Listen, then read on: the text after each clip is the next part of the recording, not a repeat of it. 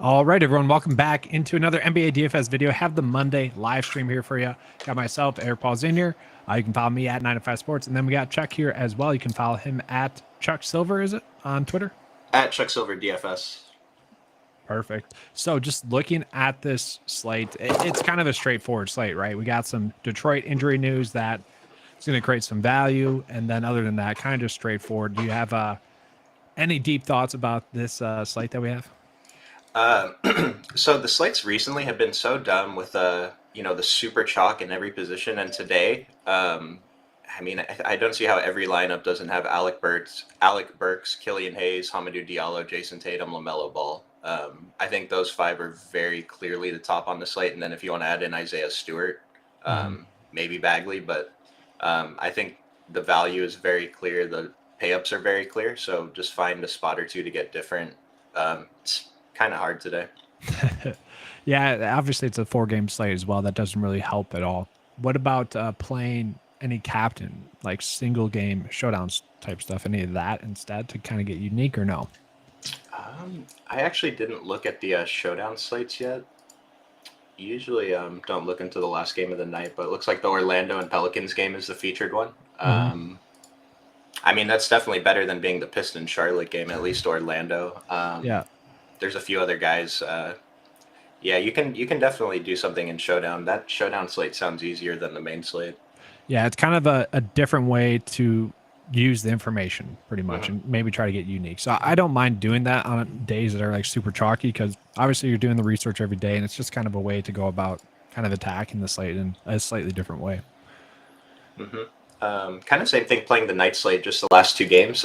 Detroit and Charlotte is not on the night slate, so if you just want to avoid that, then you can just play the 2-gamer or in addition to the 2-gamer.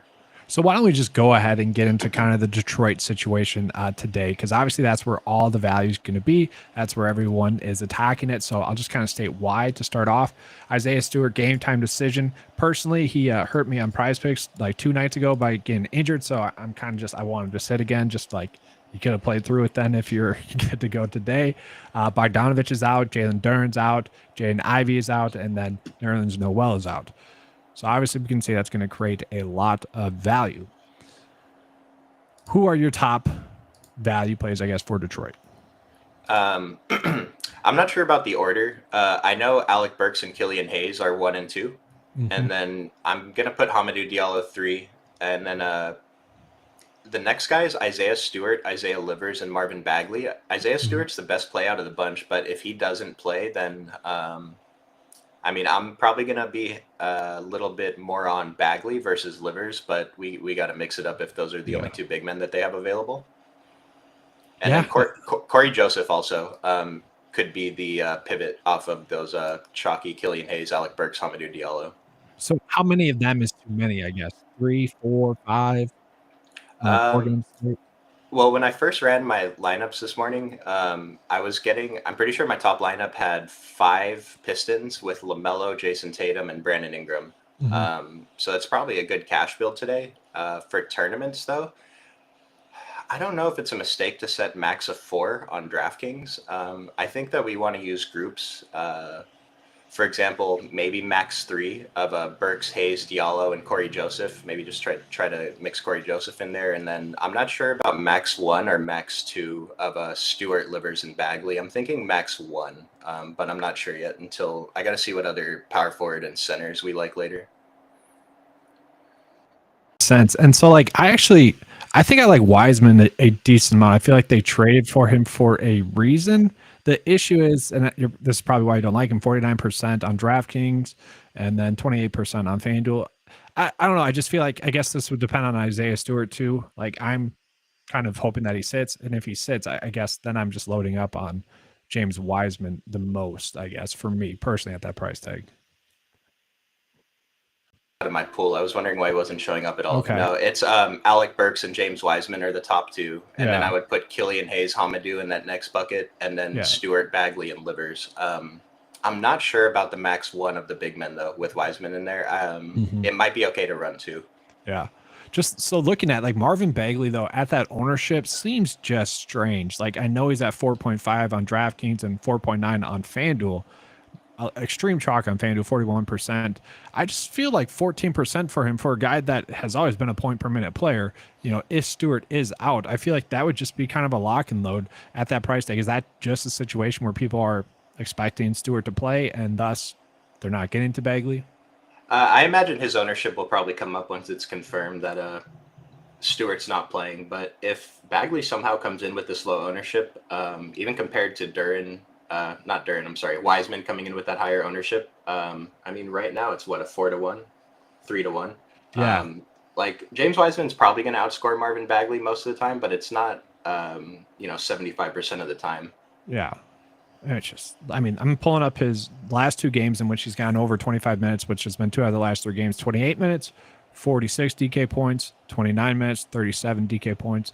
I don't think he has another game over 25 minutes, but let's see. He's got another one, 28 minutes, 40, 34 minutes, 41, 31 minutes, 50 or 35. So like just always been a point per minute player. It's just got to figure out the minutes are going to be there. And yeah, I feel like he could be a 7K play, and I would almost want to play him, honestly, if we knew he was going to get 30 minutes tonight against Charlotte. Oh, I like that. He's definitely, I feel like he's going to be under-owned almost no matter what. Yeah. People aren't going to want to click him center only on DraftKings too, but Bagley's a great play to mix in with these chalk guys. Yeah. And then with Charlotte there, I feel like personally, obviously with Plumlee not there and PJ Washington currently out, I feel like the bigs are going to get a good matchup. Is it just loading up on Mark Williams? We also have Nick Richards, not really projected to get that many minutes. They're kind of spreading out the minutes a little bit. Nick Richards only projected to get 20 minutes, where Mark Williams is projected to get 28.6. Is it just a case in which we're probably playing, 2 centers, maybe 3 if we can make it work with the power forward eligibility?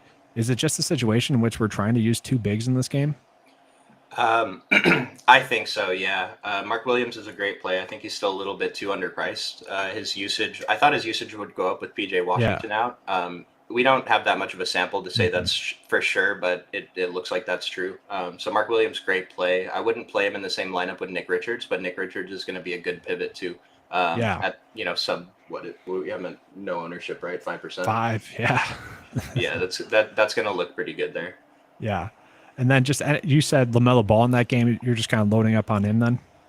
I kind of feel like, so LaMelo's been playing, 41, 39, 40 minutes over the last few games. Mm-hmm. I think like the industry projections have him around 37. We have him at 38 and a half, or 39 and a half maybe. Either way, we can't project him for more than that. That's already kind of an insane minutes projection. But if he has the potential to get up to 41 minutes, like this is LaMelo Ball, and he's 10-3 on DraftKings. I think it's way too cheap. He's probably the best pay up on the slate, I think. Yeah, I think I would agree with that. And so like you said, the lineup process is kind of simple there. LaMelo, Burks, and then 2 of the bigs. Are you playing any Rozier or Hayward? I guess I thought I was going to get to Hayward at his price tag with PJ Washington out. What are your thoughts on that? Because it's not perfect, I don't think. So at first I was going to see what my lineups look like with Hayward, small forward, power forward on DraftKings, but I'd just rather play Diallo and James Wiseman at those 2 positions. It's really hard to get to Hayward today. Pay a couple thousand more, get to Brandon Ingram. And so I'm not getting to much Hayward. Rozier, he's a pivot. He's under 7K, which is a great price for him. Yeah, that makes sense. Should we just do game by game since it's only 4 games? Yeah. Because we already talked. Okay, we'll do that. So we'll move on into Miami versus Philly here. And just real quickly before we get into that, I'll see if we have any questions. Top 2 studs on tonight's slate. We kind of already mentioned LaMelo Ball. Tank season has begun. It indeed has there, Brandon. And then you think Charlotte will blow out Detroit? I don't know. Do you think they'll blow out Detroit? I know the spread says it, but I feel like the Vegas spreads have been kind of bad since the All-Star break. Yeah. Well, players have been going on. I just can't even explain these nights that they've been having. Like 2 nights in a row, we had a full court shot. We got how many threes made by Isaiah Joe and Dame Lillard. But I don't think that Charlotte's blowing out Detroit tonight. I mean, Vegas has it under 10, 7.5, right? Mm-hmm. I don't think so. And either way, we don't plan for blowouts. If Charlotte blows them out, LaMelo probably did a lot, or Rozier did a lot. And then with Detroit, they're so short on bodies that I don't think we have to worry about fading the cheap guys, being worried about blowout. Yeah, I mean, they're so banged up, Detroit, that they're just going to be thrust into minutes regardless there. So looking at that Miami versus Philly game, just sorting by the OF index to start, we can see Embiid, Harden, Bam are, kind of the stud pay-up plays. Then you got Hero, Harris, Kevin Love. None of them are really soaking up too much ownership. We got Embiid at 34% on DraftKings, 12% on FanDuel. He is pretty priced up on FanDuel, so probably that makes sense. 12% is probably right. But James Harden, 23 and 23% on FanDuel and DraftKings. Are there any plays in this game that you like, or are they just kind of plays that I like to call shoulder shrug plays, where if you end up on them to close out your build, you're fine with it, but other than that, not really going for it? Yeah, these guys are just shoulder shrug plays. I mean, right now my lineups have mostly players from Detroit, Charlotte, and Boston, New York. So this Miami Philly game and the Orlando Pelicans game are probably going to go. I mean, Miami, no one's above 10% ownership. I guess Bam's 11, but these guys are so unknown. So these are all good contrarian plays, but it's very clear why the field isn't going there. This is not the best game environment today. But Joel Embiid, we have no problem getting to. We have all the value. James Harden's fine. I mean, if you want to take a shot on Tyler Herro after his huge last game, that seems fine too. Jimmy Butler might get up against Philadelphia. But these guys are just tournament plays. Yeah, that makes sense. So we'll go ahead and just move on into the next game. We got Boston versus New York. Mitchell Robinson is back for New York, projected to get some minutes. Does that change kind of New York for you? I feel like they're a little bit harder to predict, even more so now. Anyone there that you like? I guess I know you already said we're paying up for Tatum. What kind of thoughts on this game? Well, from the Knicks side, the only players I'm really interested in are Julius Randle, Jalen Brunson, and Mitchell Robinson. Really like Mitchell Robinson at 5,200 and 3% ownership. I think that's insane. I mean, he played 28 minutes the last two games. I think he has the potential to get up to 35 or more. And 5,200, I mean, I think he's a really good tournament play at sub 5%. But I'm not getting too much else with the Knicks. Just Randall, Brunson, Robinson, maybe a little bit of Barrett to make lineups work. But I feel like I'd rather just play the Pistons guys. Yeah, I guess I would say Barrett at low ownership isn't a terrible GPP play. Maybe go double the field. Obviously, you're playing him to get lucky. Nothing more than that. Like, sure, could he go for 40? Yeah. Can he go for 20? Yeah. Nothing stands out about RJ Barrett today. Maybe his price under 6K, but he does. I don't even have him for a 5X, so he's not a good play today. Yeah. And then, so just looking at Boston, we kind of already mentioned Tatum, kind of just the pay up play. With brownouts, are you looking at Smart or White, Brogdon, or just kind of, once again, kind of if you end up on him, you end up on him? So my initial thoughts were, I thought it would be Marcus Smart, then Brogdon, then Derek White. But then when I pulled up my stuff, it was the opposite: Derek White, and then Marcus Smart, and then Malcolm Brogdon. So I think we mix it up. Looking at the ownerships, it looks like Derek White's pulling more ownership than the rest. I feel like that's recency bias because the last we all saw this situation was Derek White going off. But I think wasn't Smart still a little bit injured then too, and Brogdon was too. Yep. Okay. So that's why I really like getting off Derek White a little bit. I think Marcus Smart is the best play out of the three, just based on what we've seen when Jaylen Brown is out. But Malcolm Brogdon is also pulling pretty low ownership, and so we're still getting to Derek White, I think, but I prefer to get to Smart first, and then Brogdon, and then White. Yeah, so just looking at the ownership for them, again, for everyone, 11% for Smart, 27% for White, and then Brogdon, 10%. So, yeah, it doesn't really make sense to be on White at 27% when probably the likelihood of all three of them going off is about the same. Like the likelihood for one of those to go off is about the same. Right, and it looks like the model actually prefers Marcus Smart anyway, so model just makes it easy for us. Yeah, exactly. Honestly, that's the simplest way to make decisions like that. And so someone was asking, what about Derek White with Brown out? We kind of, we touched on that. Someone was wondering about Dennis Smith, and we already talked about Alec Burks. So real quick, we like Alex Burks as a value, but what about Dennis Smith Jr.? So players like Dennis Smith Jr. today, it feels unnecessary. Rozier and LaMelo Ball are both playing, so Dennis Smith is coming off the bench. He's 4,700 on DraftKings. He's going to pull no ownership, but pretty much every value guard play is a better play than Dennis Smith. So like the other guys I talk about, the Miami guys are tournament play still. I don't even think Dennis Smith is like a tournament play. Yeah. That's tough to get up to him for sure. Mm-hmm. So I'm actually going to put Burks into this build. I realized I didn't do that just yet, so Nice. pretty strong there. We'll go ahead and get into this last game. We got Orlando versus the Pelicans. You had already mentioned that you kind of like Brandon Ingram. Let's get into why you like Brandon Ingram. I think it's just the price and position. He's the guy who fits. So I talked about before, I start my lineups. Usually I like to pick out the value guys to see what money I have left for the studs. And like, I didn't choose to play Brandon Ingram. He's the guy who fits. He projects well at the small forward position. That's really it. And then what about McCollum? Because that seems like a cheap price tag for him as well. I'd be more interested if there was a larger ownership discrepancy, but him and Brandon Ingram, it's not like Brandon Ingram's so overowned compared to CJ. I'm just going to go to CJ. I think CJ's fine, but again, we have so much value at the point guard position that we're playing CJ hoping for 45 fantasy points. Yeah.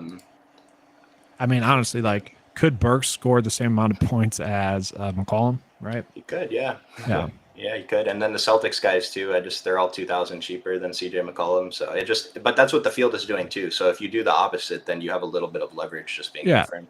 Yeah, that's very true. So I'm looking at McCollum. Yeah, been a little bit hit or miss as well. So is that partially due to Josh Richardson? Potentially. I'm not sure. Yeah. It might though. Big fan of Josh Richardson, assuming he stays in the starting lineup. He's playing 30 minutes. I think Josh Richardson looks great. I think his price is fine. He's coming in under 10% ownership. An easy spot to try to get a little bit different. Yeah, and I believe shooting guards are pretty strong against Orlando. That's like they're in terms of like giving up 3-ball production against small forwards, and so obviously playing him to get lucky there. If you guys are new and you guys are new to the channel, just make sure to give a subscribe and like to the channel. We're trying to get to 6,000 subscribers. We're getting close. I just need you guys' help. So on Orlando's side here, anyone, I feel like they are so tough to play right now. But do you have anyone that you like? So as a team, I think Orlando is better than people think, but for fantasy purposes, like I don't want to play Paolo, even though he's appropriately priced. Wendell Carter Jr. is appropriately priced. We can take some tournament shots. He started off so hot last game and then picked up 3 fouls in 4 minutes. And he was on track to smash. It's not a bad matchup for him against Pelicans. Wendell Carter seems good. Markelle Fultz, always a tournament play. Franz Wagner, kind of a tournament play, I guess. And then Cole Anthony and Jalen Suggs are 2 guard value pivots, I guess. Cole Anthony's 4,400, Jalen Suggs is 4K. Cole Anthony is a player who can put up 40 fantasy points in 24 minutes. It's not going to happen very often, but at the ownership he's coming in at versus the other guys, I think it's okay to take a couple of shots.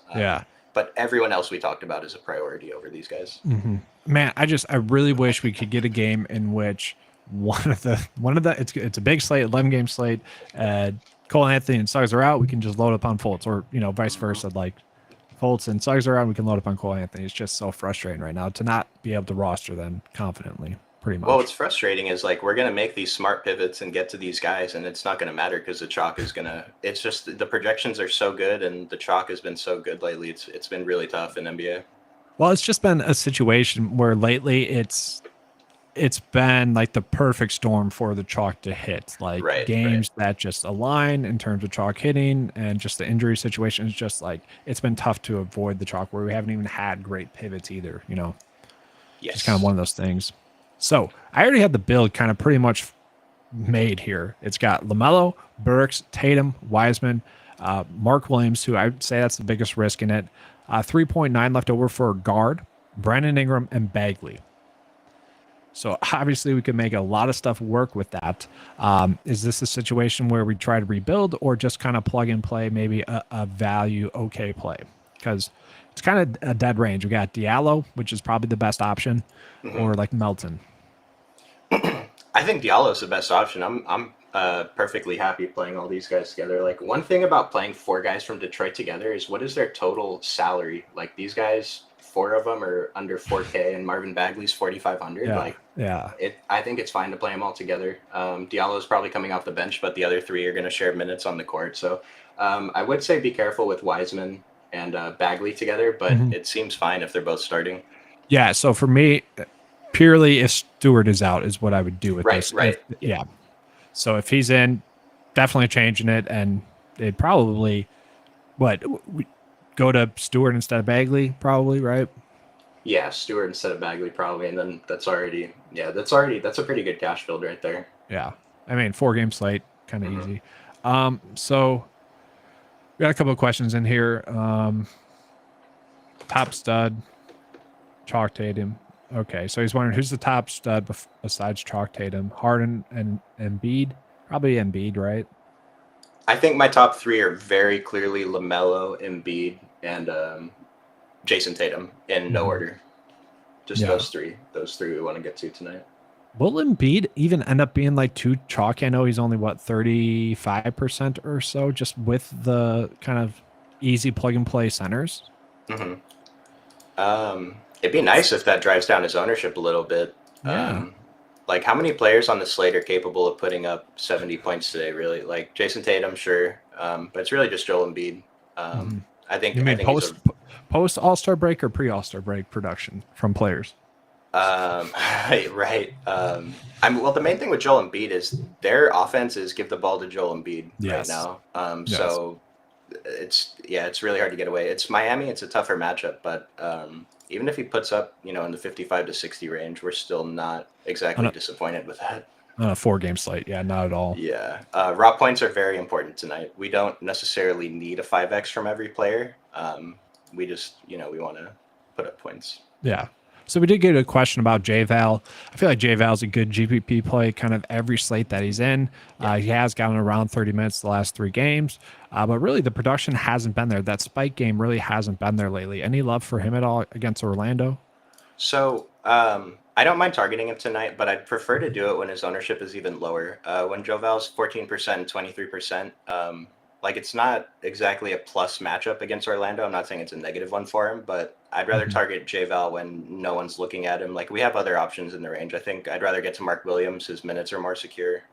Rather just pay up for Joel Embiid. But J-Val's, he's an okay tournament play today, I'd say. Yeah. And then K-Love, sneaky play. I don't really think he is. I don't see how we can get to K-Love, honestly.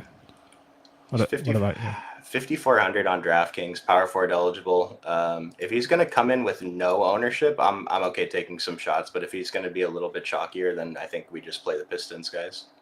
I mean, for me, it's like against Philly, is he really going to go off like he went off against Charlotte because it's an easy matchup? I just really go off against Philly for 35 plus points or 30 plus points. Well, the thing too, he played 26 minutes in the previous game. Like, if he plays less than 26, I'm going to be kind of disappointed paying 5,400 for him. Yeah. And we do have him projected to get 25, so. Yeah, I mean, yeah, he's fine. Again, GPP wise makes sense, yeah. Yeah, he's a guy. Yeah, he's a guy that can play basketball.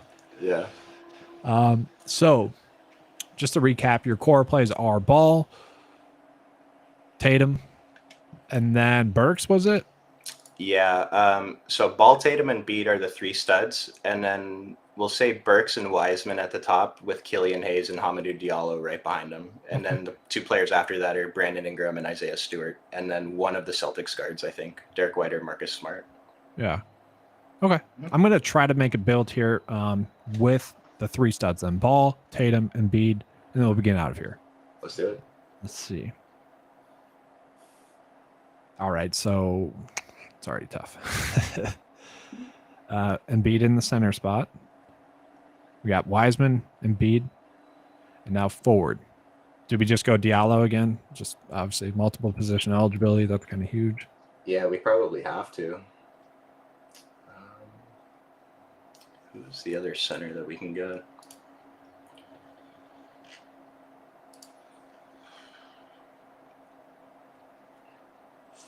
We really need the salary. I mean, this is a super tournament play, but Nick Richards. Nick Richards? Yeah, honestly, I don't mind that. I'm honestly a little bit shocked at his projected minutes on the slate. At 20? 20. It's because of Kai Jones, getting about 10 minutes. But okay. What do we have Mark Williams for? We have Mark Williams for 28. Mm-hmm. I mean, I'm really hoping him and Nick Richards just split minutes, so even 20 minutes of Nick Richards could be enough. Mark Williams gets into foul trouble. He gets up to 24. That's great. Right. Yeah. Willie Hernan-Gomez is a tournament option, too, as a pivot. I don't know if we want to put him in this build. I just wanted to point it out. Yeah. Oh man. All right, I'm gonna put Diallo at the forward officially here. Mm-hmm. I don't know why, but I always feel like we have more flexibility at the guard value spot. We usually do, yeah. Just guys stepping into a new role. Mm-hmm. Melton, probably not. Gary Harris, it gets tough down here. Gary Harris could put up 20 at 3.4. Obviously, not something we're depending on.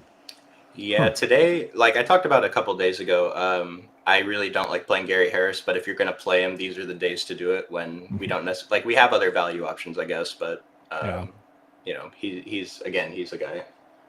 All right, who's lower than Richards that we can get to in this? At the guard Livers? spot. Oh, man. Kind of chase raw points.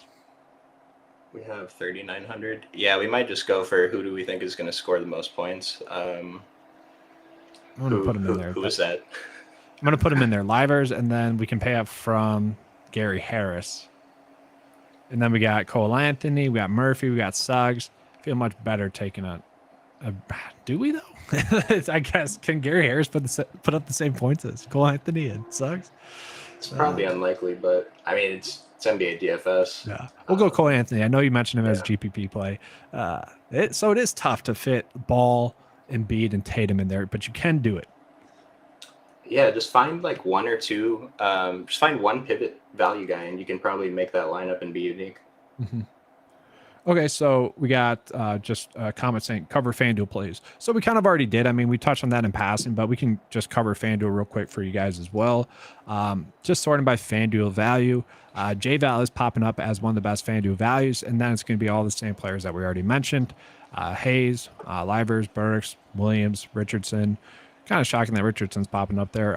Hayward, McCollum, Williams, Ingram. So, like, no big shocks there. And even ownership-wise, I wouldn't say there's any big shocks. What about for you?